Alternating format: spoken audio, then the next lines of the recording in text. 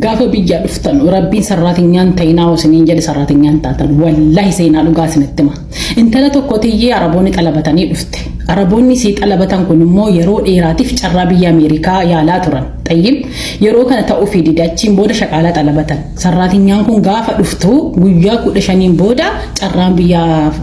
Ameerikaa dhufeef maatii guutuudha jechuudha jarri araboota si xalabatan kunis ixaan kennuuf gaarii nu ta'e baqqaati galiniiti asuma keessatti nama beektoo qabaate dawwaladhuuti kafiila barbaaddadhu jedhani isinis immoo ijoollee waan nama beektu asii qabduuf dawwalattee kafiila sargattee maallaqas jarri kennanii fi baate mana sana wajii rabbii ilaala wallahi laazim seenaa dhugaa dhaga'ee dhufee sanitti immoo dhufeen yeroo kana mucattiin baatee mana firaa bira dhatte طيب mana gurbaan tokko immoo biyya kanatti dhalatee guddatee asumatti baratee hojii jalqabee jira طيب gurbaan kun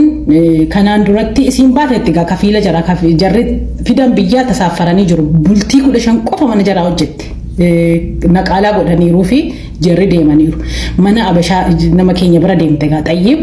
yeroo kana gurbaan tokko asitti kan dhalatee asitti baratee asitti hojii hojjetaa jiru jira gurbaan kun immoo kanaan duratti maatiin isaas nama qabeenya qabuudha maatiin gurbaa sana gurbaanis immoo nama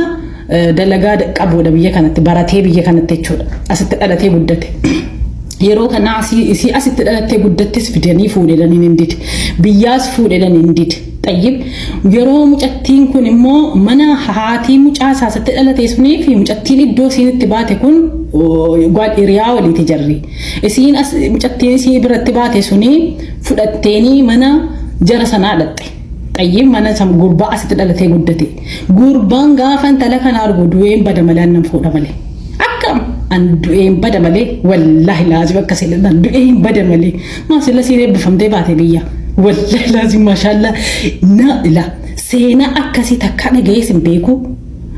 argeessin beeku wallahi laazim innuftee mucichisiin fuudha malee du'een bada jarrumaa aftaamiidha mucaanis nama hojii qabu satti barate wallahi lamdalla baala sarga fuudheeni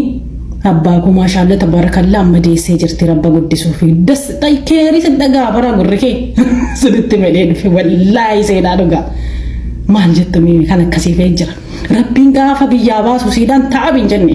wallahi laazim daqiyaa ragal fadhu jedhe aselge Saudi Arabiyaattas wallahi bultii 15 qofa hojjette car'ixaansi gaarii yeroo baay'ee jechuudha carraan namaa kun nama wajjin deemachuudha rizqiin keessan isin wajjin deema yeroo baay'ee jechuudha ijoolleen baay'een kan cinqamtan kan kabada yaaddoftan jechuudha wajjannee fi miti rizqii wanni ganama rabbiin lafa nuukaa lafuma jira jechuudha wajjannee fi miti yeroo baay'ee ka cinqamnu akka waan bakka yoo hojii dhabne akka waan injiraami nutti dhiphatee dhiphannee maal jennee bakka rabbiin garuu yoo sababa waa wayi nama godhe jechuudha moo sababa si godha rabbiin jireenya kee jijjiiruuf jechuudha yeroo baay'ee rizqiin ganama namu rizqii wajjin dhalata yoo jedhamu namni dhugaan se'u jechuudha dhugaadha namni kamuu rizqii wajjin dhalata jechuudha hojjettee fi miti hojjechuu dhabdee fi miti rizqiin keessa hojii deemte jechuudha bakka hundattuu jechuudha innaa kanaaf natti ture jechuudha seenaan kun isinillee asiin akka dhageeffattaniif isin affeere jechuudha obboleeyyan kiyya egaa ka viidiyoo kana immoo like subscribe godhaan isin jedha warri haaraa taatanii warri immoo like gootanii komentii babbareedduu barreessitan warri yaada gaarii barreessitan jabaadhu itti nuufuuf warri jettanii jajjabeessitan galatooma ulfaadhaan isin jedha obboleeyyan kiyya asumaanu gaafii barbaadan gaafadhaan isin jedha gaafii na gaafatame isin jira isallee wali qabeetin isin deebisa inshallah ijoolleen baay'een ka waa'ee paaspoortii dhumeefaa kana gaafatanii jirtan inshallah gaaf tokko viidiyoo isin hojjedha baay'eetiin isin jedha obsaan eegadhaan isin jedha obboleeyyan kiyya akkasii